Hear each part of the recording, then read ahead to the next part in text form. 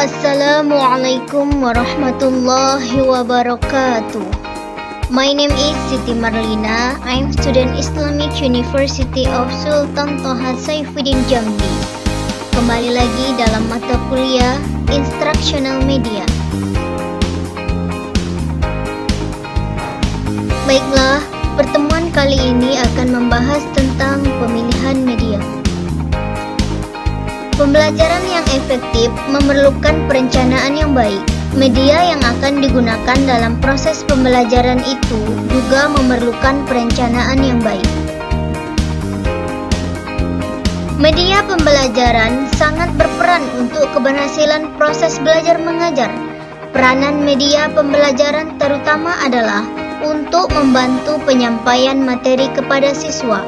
Dalam hal ini bisa terlihat bahwa tingkat kualitas atau hasil belajar juga dipengaruhi oleh kualitas media pembelajaran yang digunakan.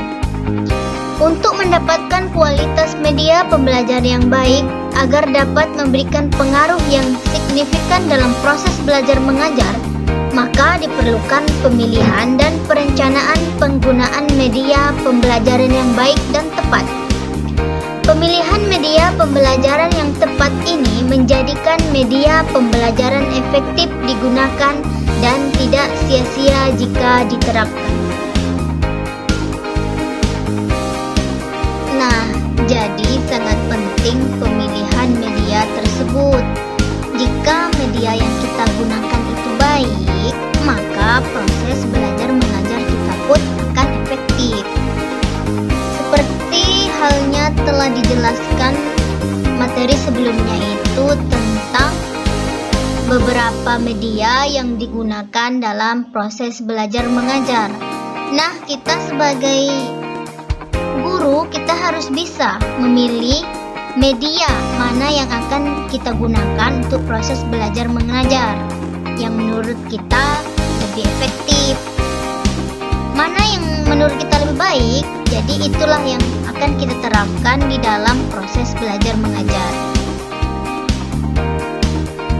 Untuk memilih media, kita harus memperhatikan beberapa kriteria pemilihan media yang baik.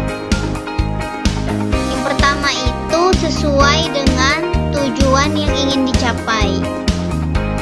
Maksudnya, media pembelajaran harus dipilih berdasarkan tujuan instruksional, di mana akan lebih baik jika mengacu pada 3 ranah. Yang pertama itu kognitif, afektif, dan psikomotorik. Hal ini bertujuan agar media pembelajaran sesuai dengan arahan dan tidak melenceng dari tujuan. Media pembelajaran ini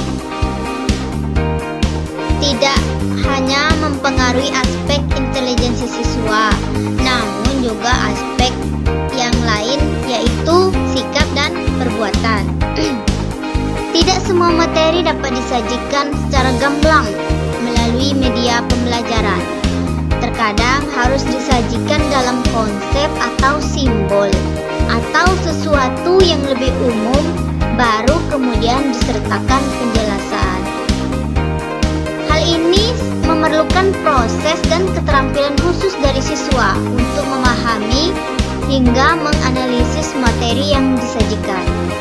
Media pembelajaran yang dipilih hendaknya mampu diselaraskan menurut kemampuan dan kebutuhan siswa dalam mendalami isi materi. Kriteria pemilihan media yang kedua yaitu tepat untuk mendukung isi pelajaran yang sifatnya fakta, konsep, prinsip, atau generalisasi. Media yang berbeda, misalnya film dan grafik, memerlukan simbol dan kode yang berbeda. Oleh karena itu, memerlukan proses dan keterampilan mental yang berbeda untuk memahaminya.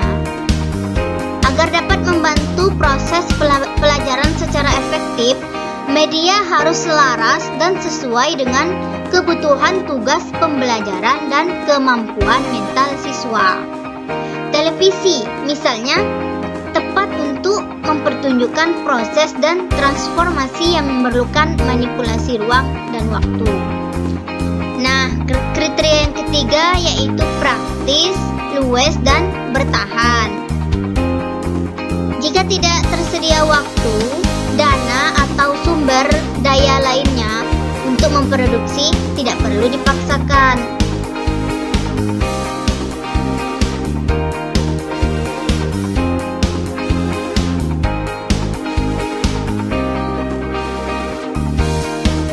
Media pembelajaran yang dipilih tidak harus mahal dan selalu berbasis teknologi, pemanfaatan lingkungan, dan sesuatu yang sederhana namun secara tepat guna akan lebih efektif dibandingkan media pembelajaran yang mahal dan rumit.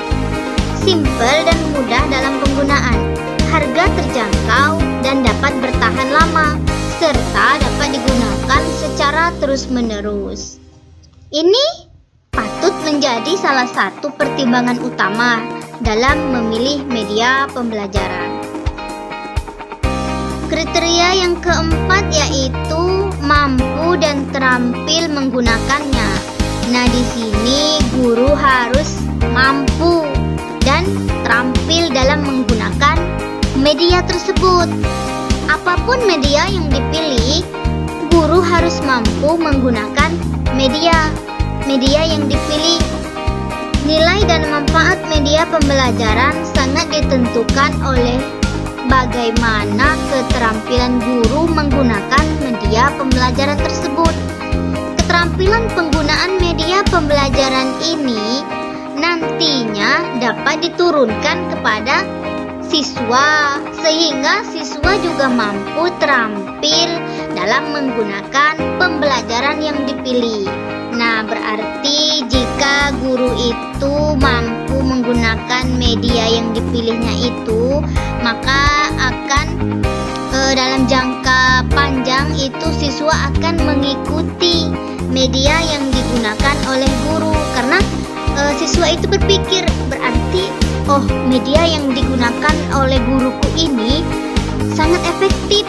Nah, jadi terbersit dalam pemikiran siswa tersebut. Jika suatu hari aku menjadi seorang guru, nah aku akan menggunakan media yang digunakan oleh guruku, karena aku merasa media ini sangat baik dan pembelajaran itu jadi efektif. Nah, jadi itu penting kita sebagai contoh untuk memilih media yang baik. Selanjutnya, kriteria pemilihan yang kelima, pengelompokan sasaran. Maksud dari pengelompokan sasaran tersebut, siswa terdiri dari banyak kelompok belajar yang heterogen. Antara kelompok satu dengan yang lain tentu tidak akan sama. Untuk itu, pemilihan media pembelajaran tidak dapat disamaratakan. Memang untuk media pembelajaran tertentu yang bersifat universal masih dapat digunakan. Namun untuk yang lebih khusus, masing-masing kelompok belajar harus dipertimbangkan pemilihan media pembelajaran untuk masing-masing kelompok. Hal yang perlu diperhatikan mengenai kelompok belajar siswa sebagai sasaran ini, misalnya besar kecil kelompok yang bisa digolongkan menjadi 4, yaitu kelompok besar, kelompok sedang, kelompok kecil, dan perorangan. Latar belakang secara umum tiap kelompok perlu diperhatikan, seperti latar belakang ekonomi, sosial, budaya, dan lain-lain. Kemampuan belajar masing-masing siswa dalam kelompok juga wajib diperhatikan untuk memilih mana media pembelajaran yang tepat untuk dipilih. Nah, jadi di dalam kelas itu kan banyak siswa. Jadi setiap siswa itu berbeda kemampuan. Contohnya, misal siswa ini cocok untuk menggunakan media yang ini, dan siswa yang ini cocok menggunakan media yang ini. Nah, begitu juga seterusnya. Jadi setiap siswa itu berbeda kemampuan. Jadi harus diperhatikan jika kita ingin menggunakan media ini cocok atau tidak untuk siswa tersebut. Nah, seperti itu. terakhir, kriteria pemilihan media yang terakhir yaitu mutu teknis. Pemilihan media yang akan digunakan harus memenuhi persyaratan teknis tertentu. Guru tidak bisa asal begitu saja menentukan media pembelajaran, meskipun sudah memenuhi kriteria sebelumnya. Tiap produk yang dijadikan media pembelajaran tentu memiliki standar tertentu agar produk tersebut layak digunakan. Jika produk tersebut belum memiliki standar khusus, guru harus mampu menentukan standar untuk produk tersebut agar dapat digunakan untuk media pembelajaran.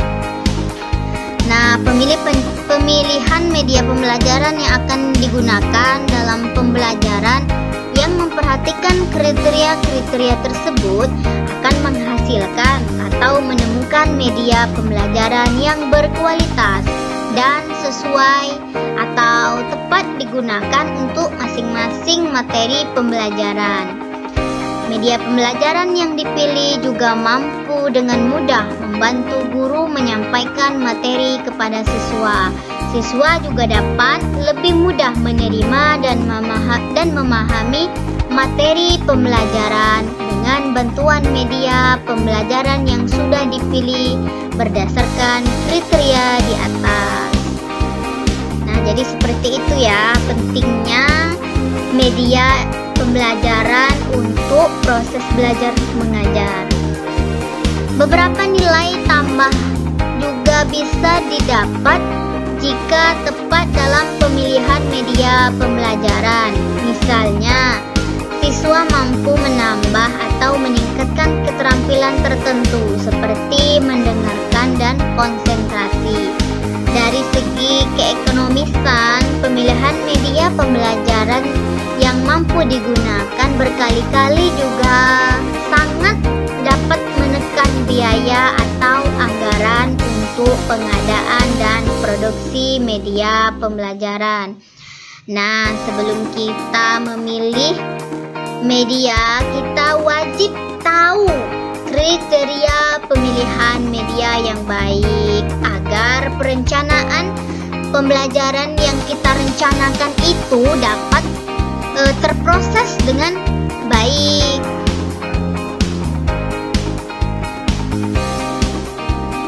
Sekian pembahasan dari saya tentang pemilihan media.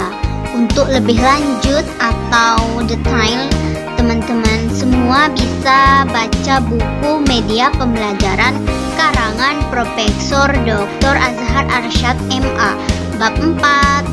Thank you for attention. In the end, wassalamualaikum warahmatullahi wabarakatuh.